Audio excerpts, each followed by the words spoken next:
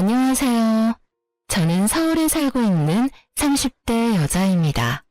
사연을 듣다 보니 저의 경악스러웠던 시집살이가 떠올라 사연을 보내봅니다. 사연을 적는 지금도 그때가 떠올라 치가 다 떨리는데요. 저의 경악스럽고 치 떨리는 시어머님 이야기 한번 들어보실래요? 저와 남편은 소개팅으로 처음 만났어요. 저흰 첫눈에 사랑에 빠졌고 2년을 뜨겁게 연애하다 결혼까지 하게 되었죠. 결혼 과정도 평탄했어요. 양쪽 집안 다 여유가 있는 편이라 집 마련부터 혼수까지 막힘없이 진행되었죠. 한마디로 줄 거 주고 받을 거 잘 받은 양쪽 집안 다 만족할 만한 결혼이었어요. 그렇게 행복한 결혼 생활은 시작되었고 결혼한 지 3개월이 넘어가던 어느 날 직장 생활을 하던 저에게 남편이 말하더군요. 여보, 내 생각엔 당신 일 그만두고 좀 쉬는 게 좋을 것 같아. 응? 갑자기 왜?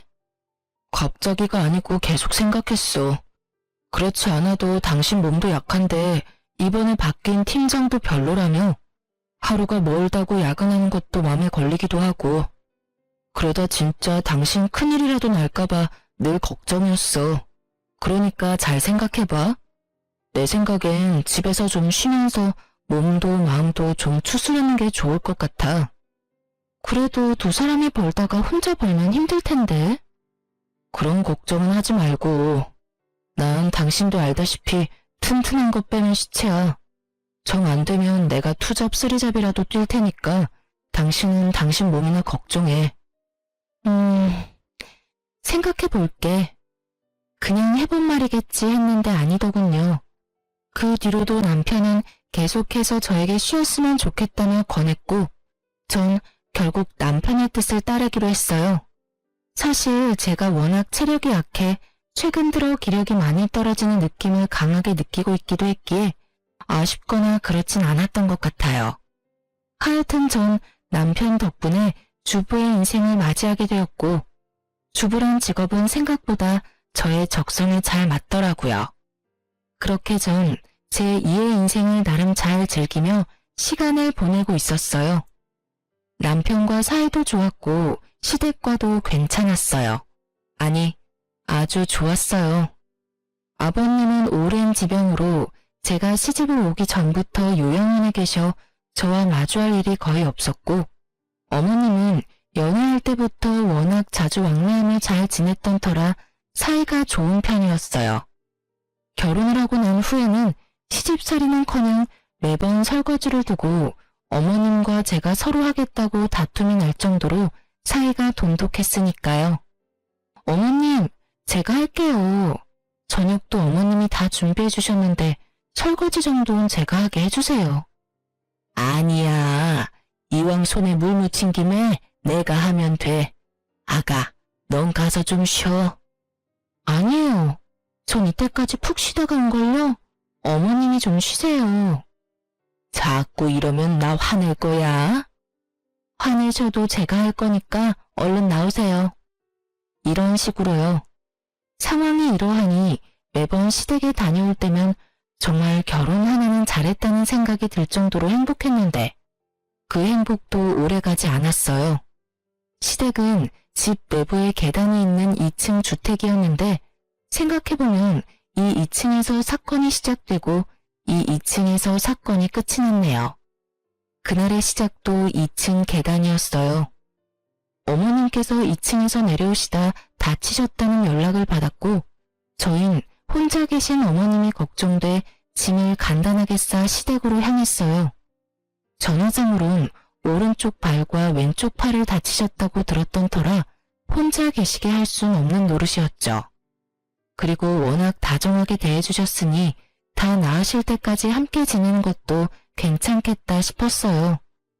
시댁에 도착하니 어머님은 다친 팔과 발에 깁스하고 계셨고 저흰 정말 오기 잘했다며 다 나으실 때까진 시댁에 있기로 했어요.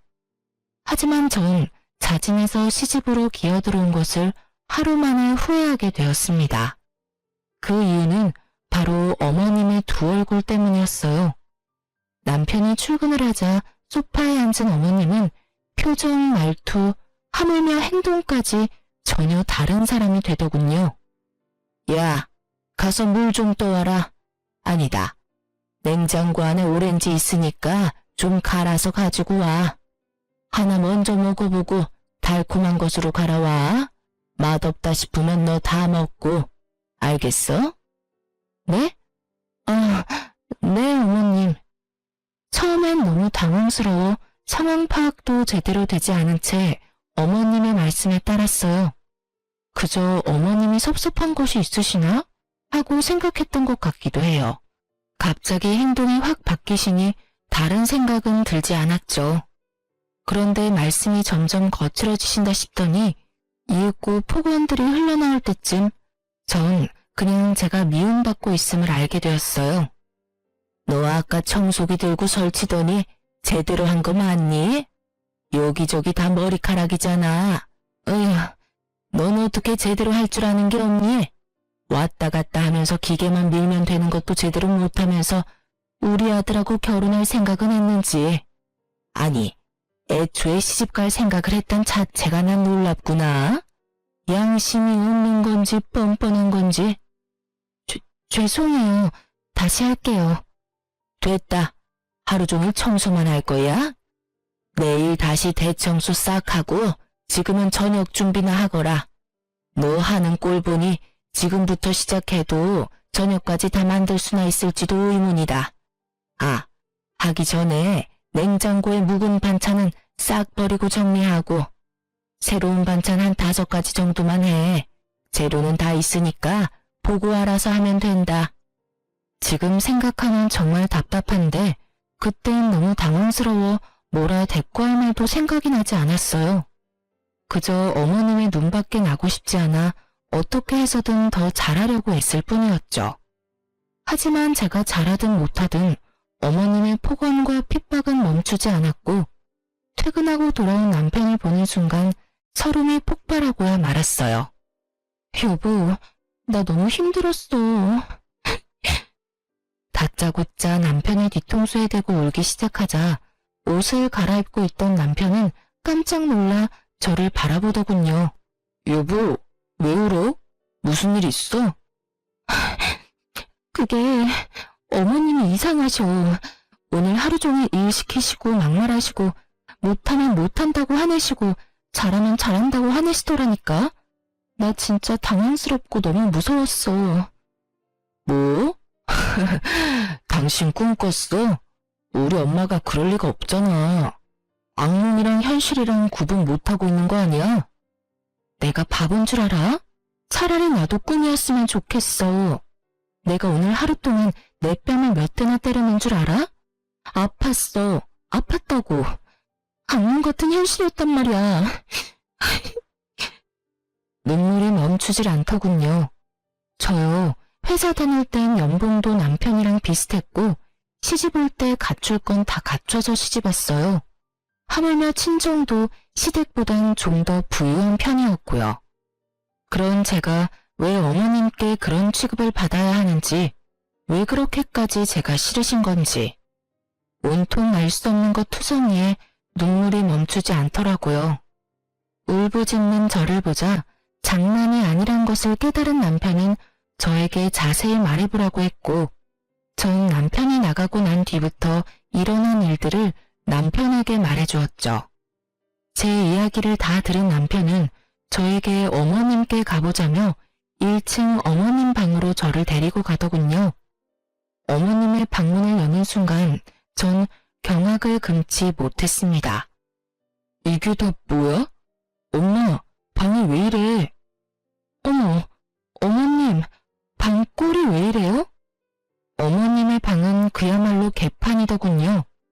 엉망진창으로 어질러진 것은 물론이고 유리컵까지 깨져 파편이 여기저기 뒹굴고 있었어요. 분명 어머님 방 청소를 싹 다 했었던 전 정말 미치고 팔짝 뛸 노릇이었죠. 그거보다 더 미칠 노릇인 건 어머님의 말씀과 행동이었어요. 어머님은 아까의 표독스러운 표정은 온데간데 없고 저의 눈치를 보며 입을 열었어요. 그게 말이다.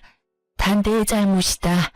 내가 플라스틱 컵을 썼어야 했는데 습관처럼 유리컵을 써서는 치우려고 했는데 보다시피 내가 몸이 불편해서 새아가한테 부탁했더니 글쎄 나한테 짜증을 막 내면서 폭언을 막 뱉어내더라고.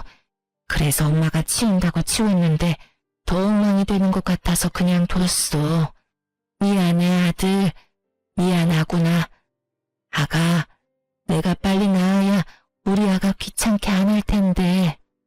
얼굴색 하나 변하지 않고 천연덕스럽게 피해자 코스프레를 하는 어머님을 보고 있는데 온몸에 소름이 쫙 올라오며 어떤 말도 생각이 나지 않더군요.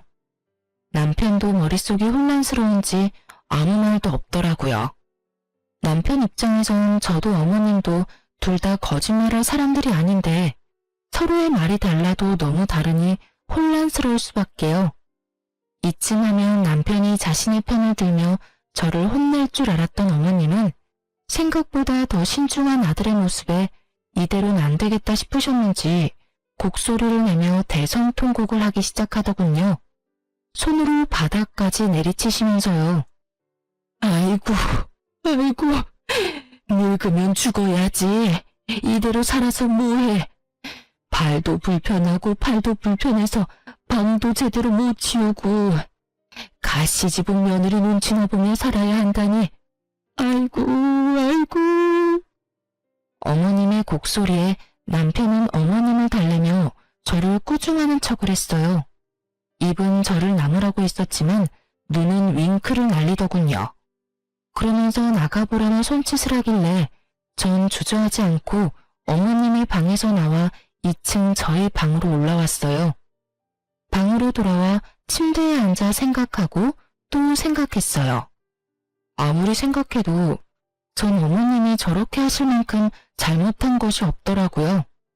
생각하고 또 생각하던 그때 남편이 방으로 돌아오더군요.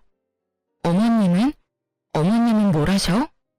그냥 당신이 한 말이랑 별반 다르지 않아. 가해자 피해자가 바뀌긴 했지만. 당신 설마 내가 진짜 그랬을 거라 생각하는 건 아니지? 나 진짜 아니야. 내가 왜 어머님께 그러겠어.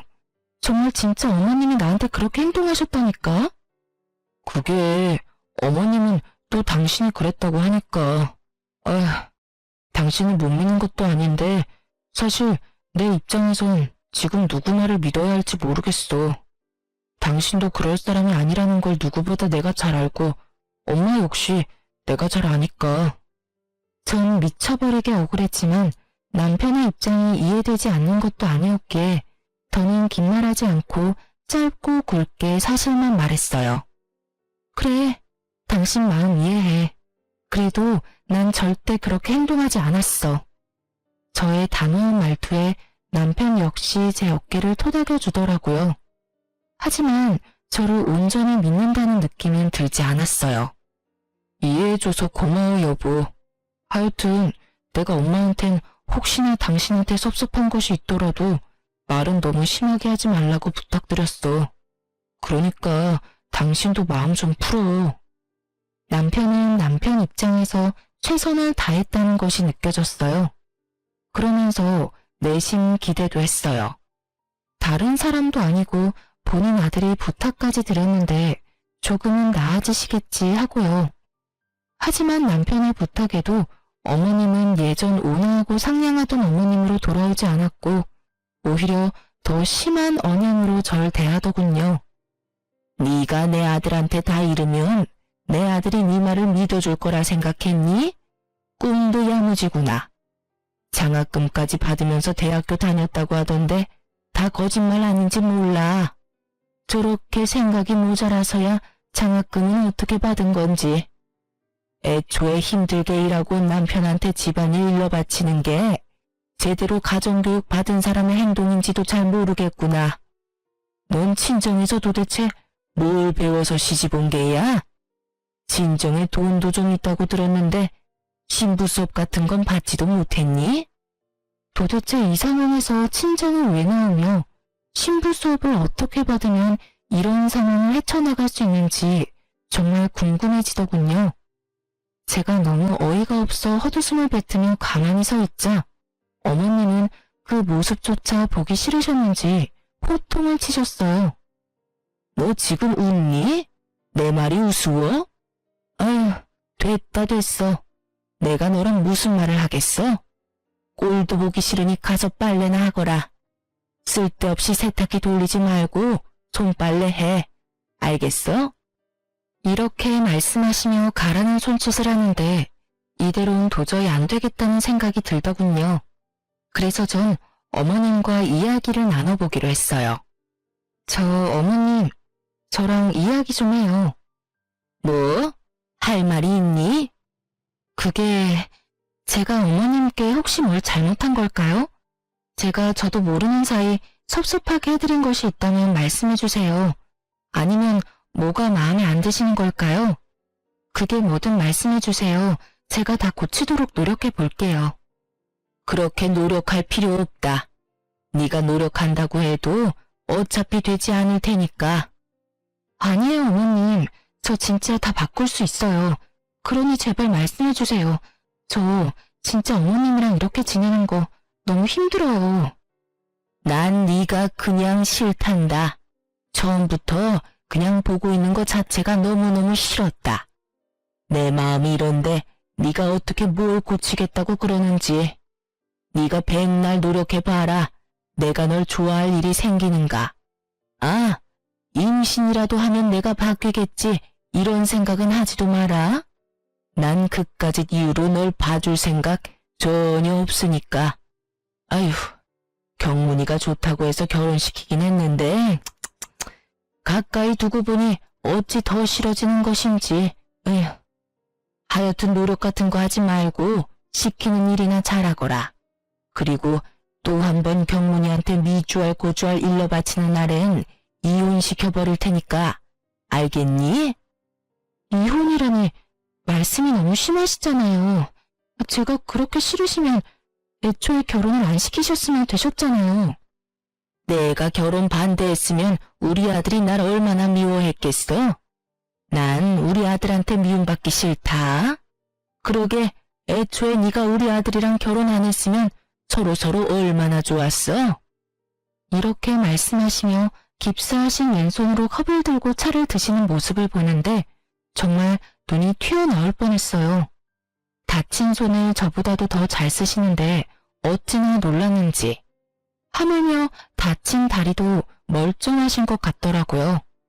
제가 너무 놀라 억소리를 내며 어머님을 보고 있자 어머님은 그제야 다친 손을 썼다는 사실을 자각하신 듯 어떻게 된 일인지 친절히 설명해 주시더군요. 아, 이거? 깁스할 정도는 아니고 가벼운 타박상이었는데 내가 해달라고 했다. 깁스 정도는 해야 너희가 여기 와서 날 돌봐줄 것이 아니냐? 설마 혼자인 날 두고 분가한다 할까 싶어서 두고 봤더니 기어코 네가 분가를 해? 어림도 없지. 난 네가 우리 아들이랑 둘이서 알콩달콩 사는 꼴은 절대 못 보니 다시 분가할 생각은 꿈도 꾸지 말려무나. 네, 그래요. 어머님은 깁스까지 할 필요도 없는 가벼운 타박상이었고 저를 시댁으로 끌어들이기 위해 이런 쇼까지 벌인 것이었습니다. 전 도저히 이해가 되지 않았어요. 아무리 아들이 좋아한다고 한들 그렇게 제가 마음에 들지 않으면 결혼을 반대하셨으면 됐을 텐데 왜 굳이 가족으로 받아들여서 이렇게 절 괴롭히시는 건지. 그렇게 제가 싫다 하시면서 왜 가까이 절 두고 보시려고 하시는 건지. 그 모든 것이 이해되지 않았고 그 상황들이 무섭게 느껴지기까지 했어요. 어머님은 작당을 하신 듯 남편이 있으면 골골골 곧 죽을 사람처럼 아픈 척을 했고 남편이 출근만 했다 하면 팔팔하기가 갓 잡아 올린 화로와 다름이 없더군요. 인간은 적응하기 나름이라고 하더니 제가 하루가 다르게 생기를 잃어가자 남편은 조만간 다시 나가자며 약속을 해주었고 그 약속을 받고 나니 곧 끝이 난다는 생각에 반복되는 어머님의 두 얼굴이 적응이 되더군요. 적응이 되고 나니 어느 순간부턴 두려움은 점차 사라지고 한 귀로 듣고 한 귀로 흘리며 어머님의 뜻대로 움직여주고 있었습니다. 어머님이 말을 해봤자 논리가 통하는 사람도 아니었고 논리가 통하는 사람이라고 한들 제가 무조건 싫다는 사람에게 굳이 입씨름을 하며 힘을 빼기 싫다는 생각이 컸던 것 같아요. 거기에다 전 남편을 너무 사랑했고 그렇게 사랑하는 남편과 이혼할 생각이 조금도 없었기에 싸우기보다 피하는 것을 선택했죠. 왜 그런 말도 있잖아요. 똥이 더러워서 피하지 무서워서 피하나. 그 당시에 어머님은 저에게 더러운 똥 그 이상 그 이하도 아니었습니다. 하지만 그 더러운 똥을 더는 피하고 있을 수만은 없는 일이 일어났어요. 그날은 어머님이 대청소를 시키신 날이었고 전 청소의 마무리로 쓰레기를 버리려 쓰레기통을 비우고 있었어요. 그런데 통 안에서 익숙한 것들이 쏟아져 나오더군요. 제 옷, 립스틱, 매니큐어, 향수까지. 옷과 립스틱은 망가져 있었고 나머지는 다 쏟아져 빈병이더군요. 아무리 생각해도 전 버린 적이 없는데 제 물건이 그런 꼴로 쓰레기통에 들어가 있는 것을 보고 있자니 어리둥절하더라고요. 회생 불가한 옷과 빈통을 들고 서 있었고 그런 저를 본 어머님이 다가오시며 말을 했어요. 그거 내가 버렸다. 앞으로는 그런 색 옷, 물건은 사지 말거라. 안목하고는. 아, 너무 파이거나 짧은 옷도 내가 다 버렸으니 그런 줄 알아. 며칠 전부터 옷과 화장품 등 찾는 물건이 보이지 않는다 싶더니 전부 어머님이 버리셨던 것이었어요. 어머님이 버리신 것들은 주로 빨간색, 다홍색 등 붉은 계열의 색들이었는데 어머님은 그 색이 꼴보기 싫다며 다 버리셨다고 하시더라고요. 그러면서 하시는 말씀이 가관이었어요. 너 그런 옷 입고 우리 경문이 쫓아다녔니? 수준하고는. 내가 혹시나 해서 하는 말인데 너 임신할 생각은 하지도 말거라. 난 너 같은 애한테서 내 손주 볼 생각은 전혀 없으니까. 해녀나 임신이라도 하는 날은 끌고서라도 병원에 데리고 갈 테니 그런 줄 알고 알아서 조심하려무나. 아무 말도 나오지 않았어요. 그저 그 순간 제 머릿속에 스치는 것은 어머님과 사이가 좋을 때 어머님이 직접 지어오신 한약이었어요. 여자에게 좋은 약이라고 했는데 제 물건을 버리며 병원에 끌고 간다는 어머님의 언행을 보고 있자니 좋은 약은 아니라는 생각이 들었어요.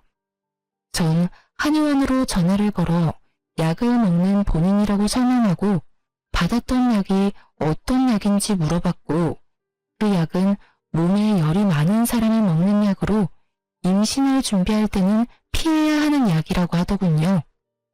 그 외에 설명을 잘 해주셨는데 더는 들리지 않았어요.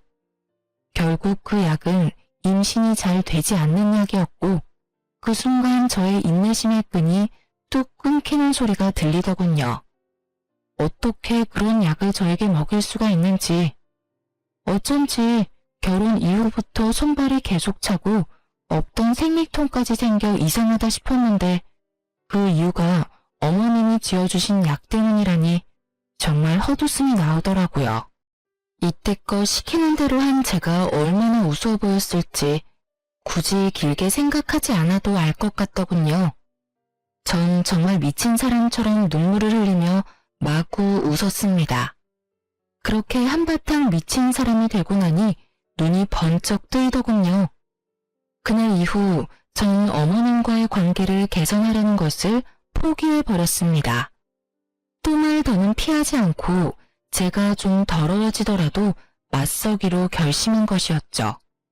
포기하고 결심하고 나니 제 세상이 달라지더군요.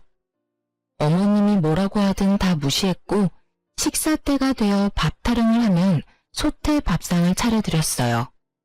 소금 5kg짜리를 구매해 아주 아낌없이 매 끼니마다 뿌려드렸죠. 이게 뭐니? 다른 건 둘째치고 밥까지 짠 게 말이 돼? 너 혹시 일부러 이랬니? 계속 맛이 없다고 하시길래 미각이 이상하신가 싶어서 소금 좀 왕창 써봤는데 미각은 괜찮으신가 보네요. 뭐?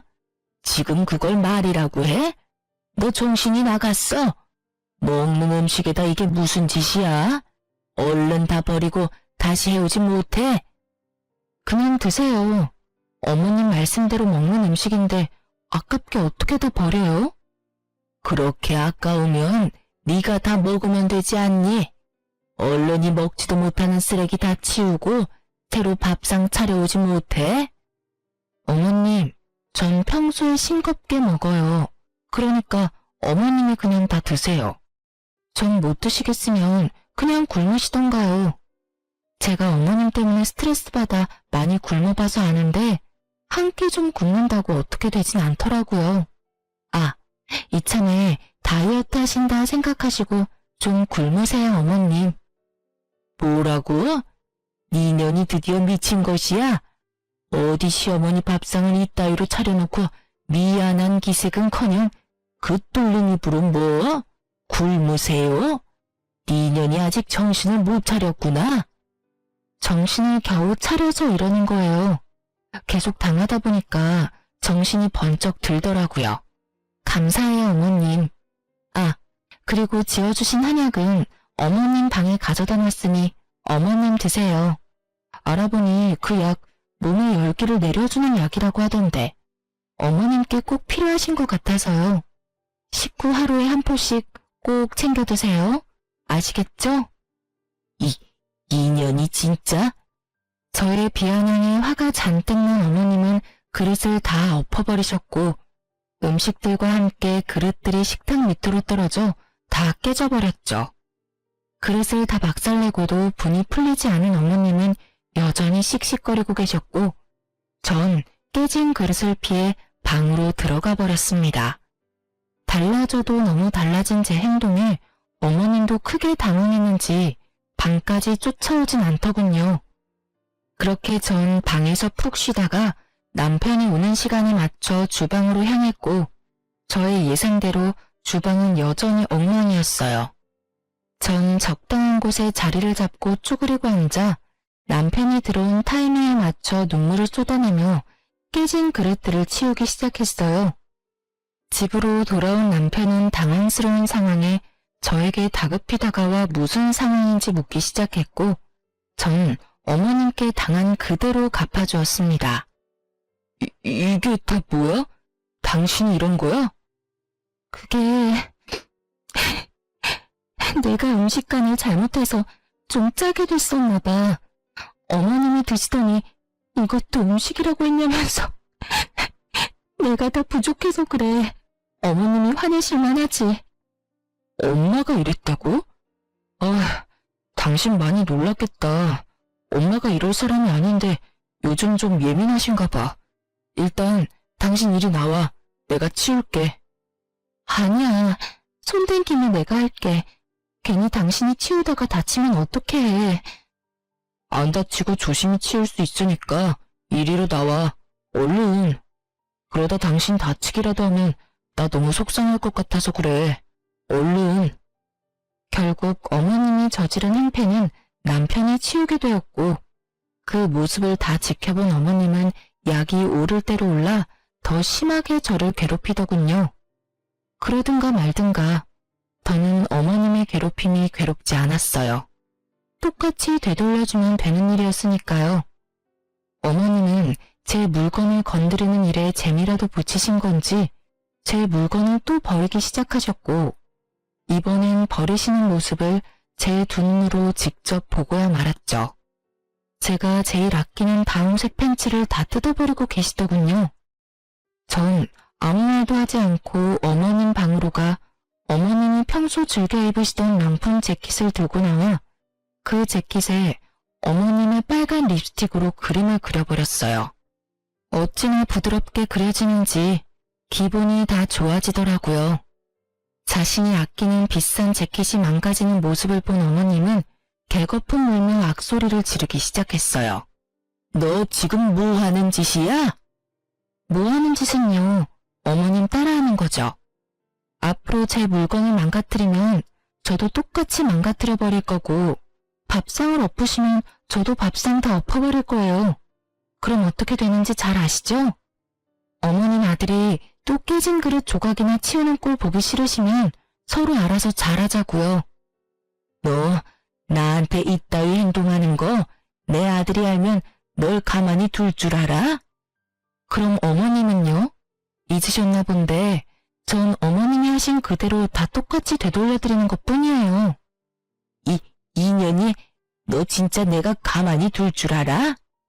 어머님은 화가 날 대로 나셨는지 소리를 지르며 제 머리채를 잡으려고 손을 뻗으셨고 전 가뿐히 피하고 어머님 손을 낚아채며 말했어요. 어? 이것도 조심하셔야 할 거예요. 제가 조금 전에도 말씀드렸죠? 다 똑같이 할 거라고. 제 몸에 손대시면 저도 똑같이 어머님 몸에 손대지 않겠어요? 뭐라고? 네가 내 머리채라도 잡겠다는 말이야? 네. 어머님이 정확히 이해를 못하시는 것 같아서 드리는 말씀인데 어머님께서 혹여라도 제 머리채 잡으시면 저도 똑같이 머리채 잡을 거란 말을 하고 있는 거예요. 그러니 잘 생각하시고 행동하세요. 아들보다 어린 며느리한테 머리채 잡히고 싶지 않으시면요. 사람이 극한 상황에 처하니 정말 못할 일이 없더군요. 저도 제가 저런 말을 할 수 있는 사람이란 걸 상상도 못했는데 사람이 끝까지 몰린 채로 폭발하니 언행에 서슴이 없어지더라고요. 저의 거침없는 언행에 시모는 치를 떨며 한 발 물러섰고 그 후 어머님이 제 옷이나 물건을 망가뜨리는 일은 없었어요. 이제 좀 어머님이 정신을 차리셨나 싶어 밥상은 제대로 차려드렸더니 반찬 투정을 시작하더군요. 그때 든 생각이 사람은 쉽게 변하지 않고 사람은 절대 고쳐 쓰는 것이 아니라는 것이었어요. 야, 정말 이따위로밖에 못해? 일전엔 음식을 소태로 만들어 먹지도 못하게 만들더니 이번엔 왜 다 싱거워? 집에서 내 아들이 벌어다 주는 돈이나 펑펑 쓰고 놀면 음식이라도 제대로 해야지. 넌 어떻게 제대로 하는 일이 없니? 다 싱거우세요? 단 하나도 입맛에 맞는 게 없으신 거죠? 그래, 단 하나도 먹을 만한 것이 없다. 요리하면서 간도 안 봤니? 나무리고 국이고 다 싱거워서 먹을 수가 없구나. 그러면 드시지 마세요. 전 대답과 동시에 반찬과 국을 다 버려버렸고 그런 저를 보던 어머님은 또 노발대발하며 고함을 치시더군요. 너 진짜 뭐하는 짓이야? 날 굶겨 죽일 셈이냐? 단 하나도 먹을 만한 것이 없으시다면서요. 그러면 다 버려야죠. 그렇지 않아요, 어머님? 그래도 그렇게 다 버려버리면 난 어떻게 밥을 먹으란 말이야? 간장이랑 드세요. 간장 드릴게요. 간장은 또 너무 짜니까 조금만 찍어 드세요. 짭짤하니 밥은 잘 넘어가겠네요. 전 어머님께 간장을 내어드렸고 어머님은 할 말을 잃으셨는지 간장이 담긴 종지만 넉넉히 보고 계시더군요. 그 표정이 아직 잊히지 않네요. 지금도 그 표정만 떠올리면 너무 통쾌하다니깐요. 하여튼 어머님은 이대로 안 되겠다 싶으셨는지 퇴근하고 돌아온 남편을 붙잡고 이주할 고주할 이르시더군요. 아들, 나 좀 살려다오. 저게 내 물건도 자기 마음대로 막 버리더니 밥도 제대로 안 주는구나. 이 엄마 굶어 죽게 생겼어. 글쎄 오늘은 반찬이 좀 싱거운 거 아니냐고 물었더니 소리를 꽥 지르면서 다 버리곤 간장 한 그릇 주면서 그거랑 밥을 먹으라고 하지 뭐니? 어머님의 하소연을 들은 남편이 저에게 이게 전부 사실이냐는 눈빛을 보내더군요. 그 눈빛을 읽은 저는 그야말로 연기대상급 연기를 펼치기 시작했어요. 어머님, 정말 저한테 왜 이러세요? 저번에 기껏 식사 차려드렸더니 너무 짜다고 밥상을 엎으시길래 이번엔 좀 싱겁게 했더니 이것도 먹으라고 해온 거냐면서 다 버리셨잖아요. 그리고 간장이나 내오라고 하셔서 제가 간장을 드린 거고요. 제가 그렇게 미우시면 차라리 밉다고 말씀을 해주세요. 매번 이렇게 앞뒤 다르게 행동하시지 마시고요. 저도 너무 힘들어요, 어머님. 저의 눈물 연기에 어머님은 더 큰 눈물을 흘리며 맞대응하셨고 남편은 눈물바다가 된 현장에서 곤란한 듯 미간을 부여잡고 한숨을 쉬더군요. 저와 어머님 사이에서 등 터지는 남편이 불쌍하긴 했지만 어쩔 수 없었어요. 남편은 어머님과 저 사이에서 누구의 말도 온전히 믿지 못하고 있었고 그 입장을 이해하기에 남편을 설득하는 방법 말곤 제 살 길은 이것뿐이었으니까요. 그렇게 저와 어머님의 살떨리는 전쟁이 계속되던 어느 주말이었어요. 남편과 방에서 시간을 보내던 저는 남편에게 간식이라도 챙겨줄 요령으로 방에서 나왔고 2층의 계단 끝에 계신 어머님과 눈이 마주쳤어요. 어머님은 방에서 나오는 저를 보며 씩 웃으셨고 전 2층엔 무슨 일이지? 하는 생각도 잠시 들었지만 그 일이 무엇이든 간에 저와는 상관이 없는 일이니 어머님을 지나치려 할 때 일이 일어났어요. 갑자기 어머님은 소리를 지르더니 계단에서 미끄러져 구르는 것이 아니겠어요? 아가야, 밀지 마! 살려줘!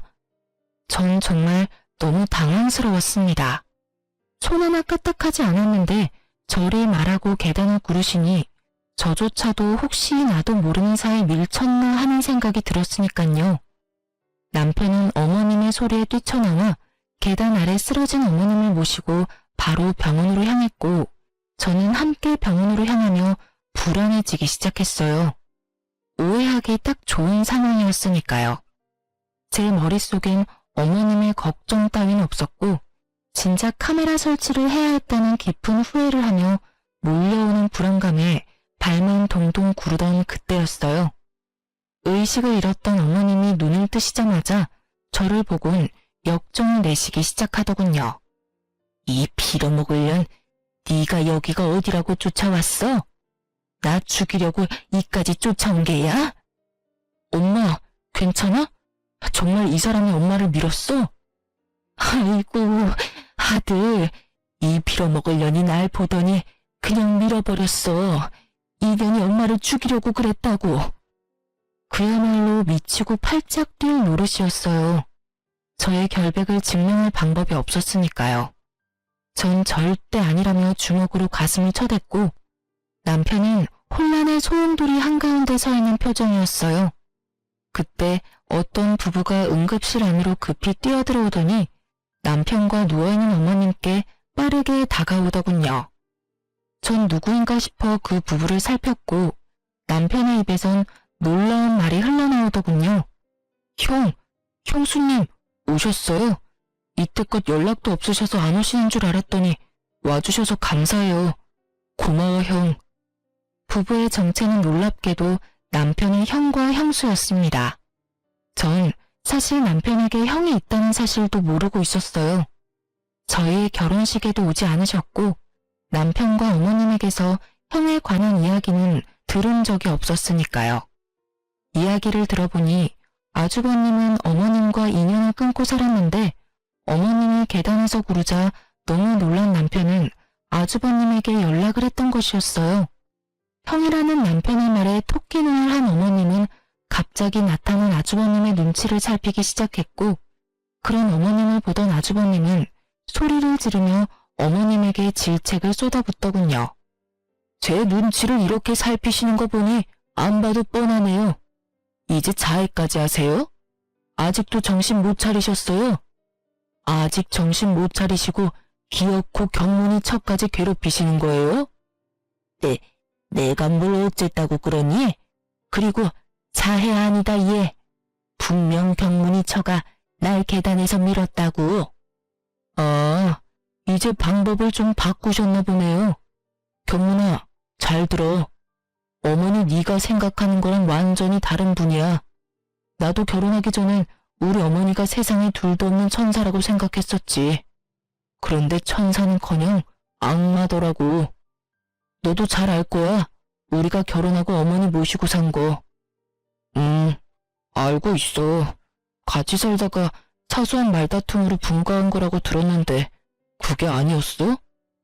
아주버님이 무어라 말을 꺼내시려는 순간 어머님이 소리를 고래고래 지르시며 아주버님을 제지하려고 하셨지만 아주버님은 어머님의 모든 말과 행동을 무시한 채 이야기를 이어나가셨어요. 그 이야기는 남편과 저를 충격에 빠뜨리기에 모자람이 없었죠. 사소한 말다툼? 그걸 사소하다고 할 수 있나? 어머니가 네 형수한테 어떻게 했는 줄 알아? 하나부터 열까지 다 간섭하시고 형수 회사 출근하면 계속 전화하고 일하느라 전화 못 받으면 회사 찾아가서 행패까지 부려서 회사까지 그만두게 했어. 회사도 그만두고 집에서 계속 있게 되니까 그거 가지고도 얼마나 호되게 시집살이 시킨 줄 알아? 나 출근하고 나면 1분도 못 쉬게 하고 하루 종일 집안일 시키시고 욕하시고 심지어 내가 보는 앞에서도 핀잔 주고 가정교육 들먹이는데 내가 이 사람한테 미안해서 고개를 들고 살지 못했어. 어머니한테 제발 좀 그만하시라고 부탁까지 해봤는데 그만하시기는커녕 네 형수 머리채까지 잡더라. 내가 그 모습 보고 이대로는 도저히 안 되겠다 싶어서 독하게 마음먹고 어머니하고 연 끊고 나온 거야. 네 상견례 때나 결혼식 때도 어떻게 해야 하나 고민 많이 했는데 어머니 꼴도 보고 싶지 않아서 안 갔어. 내가 오죽했으면 하나뿐인 동생 결혼식까지 안 갔겠어. 오늘도 네 연락받고 어떻게 해야 하나 고민 많이 했는데 아무리 생각해도 네 부인이 어머니를 밀쳤을 리가 없을 거란 생각이 들어서 와봤더니 역시가 역시네. 눈치 딱 보니 혼자 쇼하신 게 분명하다. 너도 생각 잘해. 지금 상황 보니까 네가 어떤 마음인 줄은 잘 알겠는데 네가 생각하는 것하고 현실은 많이 다르니까 말이야. 알고 보니 형님과 아주버님은 결혼 이후 어머님과 함께 살았는데 그땐 지금처럼 뒤로 괴롭히는 것이 아닌 대놓고 괴롭혔다고 하더군요. 어머님의 시집살이가 너무 심해 그걸 지켜보던 아주버님이 결국 어머님에게 절연을 선언하고 집을 나가셨던 것이었고요. 그 당시 남편은 대학교 기숙사에 있었던 터라 이 사실들을 알 수 없었고 그저 어머님의 말씀대로 사소한 말다툼 때문에 연락하지 않고 지낸다고만 알고 있었다고 하더군요.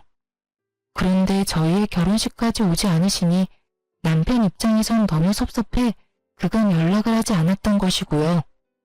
그렇게 말도 꺼내지 않았으니 저도 알 수가 없었죠.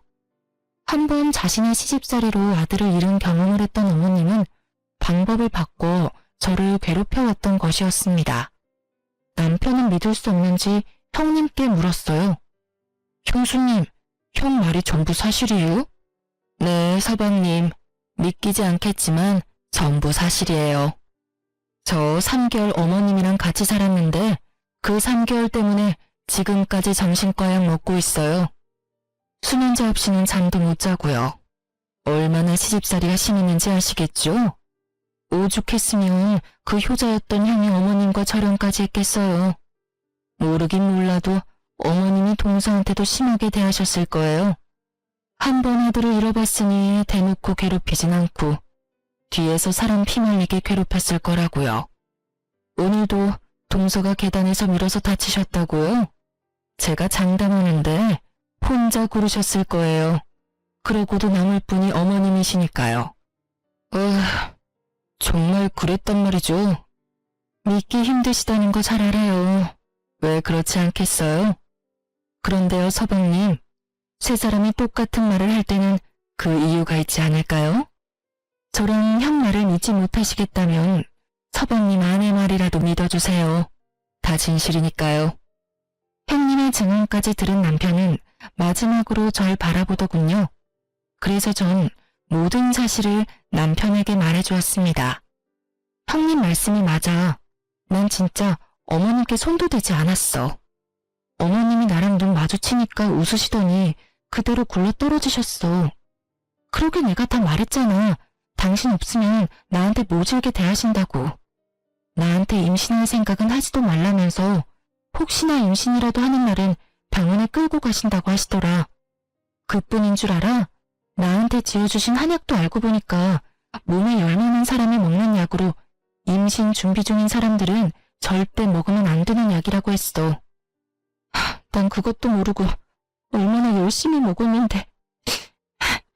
물론 나도 어머님께 모질게 굴긴 했어. 그런데 그건 어머님이 그렇게 행동하시니까 나도 살려고 그랬어. 그렇게 하지 않으면 내가 죽을 것만 같아서. 어머님도 똑같이 당해보셔야 내가 얼마나 괴로운지 아실 것 같아서. 모든 사실이 드러나는 순간 왜 그렇게 눈물이 나는지 제가 어린아이처럼 엉엉 울자 형님이 절 안아주시더군요. 동서, 많이 힘들었지? 우리가 진작 서방님한테 다 말했어야 했는데 미안해. 다 우리 잘못이야. 저 진짜 너무 힘들었어요. 저는 형님의 위로에 더 크게 울어버렸고 이런 저를 보던 남편은 화를 꾸역꾸역 누르며 어머님께 묻기 시작하더군요. 어머님은 끝까지 사실이 아니라며 변명을 했지만 이미 너무 많은 사실을 듣게 된 남편에겐 통하지 않았죠. 이 말이 전부 사실이야, 엄마? 아니야, 아니라고. 경문이 네가 더 잘 알지 않니? 엄마가 희경이한테 얼마나 잘해줬니?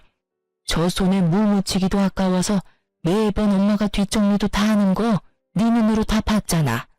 정말 아니야. 믿어줘, 아들. 거짓말. 난 정말 엄마를 믿었어. 희경이가 정말 힘들다고 하면서 우는데도 엄마를 믿었다고. 그런데 엄마가 어떻게 그럴 수가 있어? 정말 아니야, 아들. 엄마 좀 믿어줘. 엄마는 정말 그럴 사람이 아니야. 그럼 형이랑 형수, 그리고 희경이까지 다 거짓말을 하고 있다는 말이야? 그래, 다 거짓말을 하는 거야. 진짜야. 아들, 경문아, 엄마 말 좀 믿어줘. 울지도 마. 우는 것도 진짜 소름 끼치니까. 엄마가 어떻게 그럴 수가 있어? 내가 엄마를 얼마나 믿었는데. 나도 당장 분가할 테니까 그런 줄 알아. 형처럼 영까지 끊을 생각은 아니지만 자주 보고 살진 못할 거야. 남편은 씩씩대며 이렇게 말했고 그런 남편의 말을 듣던 어머님은 그대로 정신을 잃으셨어요. 그 후 깨어나신 어머님은 충격이 크셨는지 치매 증상이 나타나더군요. 남편을 보며 여보라고 했다가 아주버님의 이름을 부르실 때도 있었고요. 하지만 그 정신없는 와중에도 저만 보면 제 머리채를 잡으려고 애쓰시더군요. 이 미친년, 니년 때문에 내 아들이 나한테 소름이 끼친다고 했어. 다 니년 때문이야. 다 니년 때문이라고. 엄마, 정말 왜 이래? 희경이가 무슨 잘못을 했다고 이래? 여보, 저년이 글쎄 우리 아들이랑 내 사이를 다 갈라놨어요. 첫째 며느리도 내 아들을 뺏어가더니 저년마저 내 아들을 뺏어갔다고요. 너 이년 이리로 못 와? 내가 너 가만히 안 둘 거야. 이런 어머님의 본 모습을 눈앞에서 보게 된 남편은 저를 어머님에게서 완전 격리를 시켜주었고 전 그 후론 어머님을 볼 수 없었어요. 그 후 남편은 어머님의 거처를 고민하는가 싶더니 아버님이 계시는 요양원에 어머님을 함께 모시더군요. 어머님을 요양원에 모셔다 드리고 집으로 돌아온 남편은 저를 꼭 안아주며 말했어요. 여보, 미안해. 내가 진작 당신 말을 믿었어야 했는데 내 입장에선 두 사람 다 하는 말이 너무 틀리니까 한 사람 말만 믿는 게 어렵더라고. 정말 미안해. 당신 입장이 어떤지는 나도 잘 알고 있었고 이해도 했어. 다만 내가 너무 힘들고 괴로우니까 당신도 미워지는 순간이 있긴 했어. 미워지는 순간만 있었다니 당신한테 참 고맙다. 나 같으면 사랑이고 뭐고 당장 이혼하자고 했을 텐데. 하여튼 다 고맙고 다 너무 미안해 여보. 내가 앞으로 살면서 다 갚을게. 다신 당신 눈에 눈물 나게 하는 일 없도록 할게. 남편은 진심으로 저에게 용서를 구했고 전 그런 남편을 안아주며 용서해 주었어요. 그 이후 남편과 전 잘 지내고 있습니다. 어머님과 아버님은 남편만 가끔 찾아뵙고 있어요. 어머님은 아직까지도 보고 싶지 않은데 아버님과 한 병실에 모시고 있어 어쩔 수 없이 함께 뵙고 오는 것 같았어요. 저도 어머님에 대해선 말도 꺼내지 않고 남편 역시 저에게 어머님의 이야기는 꺼내지 않으니 자세히 알진 못하지만요. 요양병원 비용은 아주버님과 상의해본 결과 시댁 집을 팔아 충당하기로 결정했습니다. 어차피 그 누구에게도 좋은 추억이 있지 않은 집이었기에 처분하고 그렇게라도 쓰자는 것이 형제의 뜻이었어요. 그렇게 전 어머님과의 악연을 끊어버리고 잊고 살려고 노력하고 있습니다. 요즘은 아주버님 형님과 자주 왕래하며 지내는데 형님이 그렇게 저를 아껴주실 수가 없어요. 드라이브도 시켜주시고 선물도 사주시고 가끔 반찬도 만들어다 가져다 주시는데 아마 같은 일을 겪었던 터라 저에게 더 큰 마음을 쏟아주시는 것 같아요. 그리고 또 좋은 소식이 있어요. 저희에게 멋진 천사가 찾아왔어요. 현재 7개월 가까이 제 뱃속에서 자라고 있는데 어떤 녀석이 태어나려고 하는지 발차기로 제 갈비뼈를 부숴버릴 태세라 잠도 잘 못 자고 있네요. 모르긴 몰라도 축구 선수를 시켜야 할까 봐요. 이로써 저의 긴 사연은 끝이 났어요. 끝까지 함께 해주셔서 감사합니다.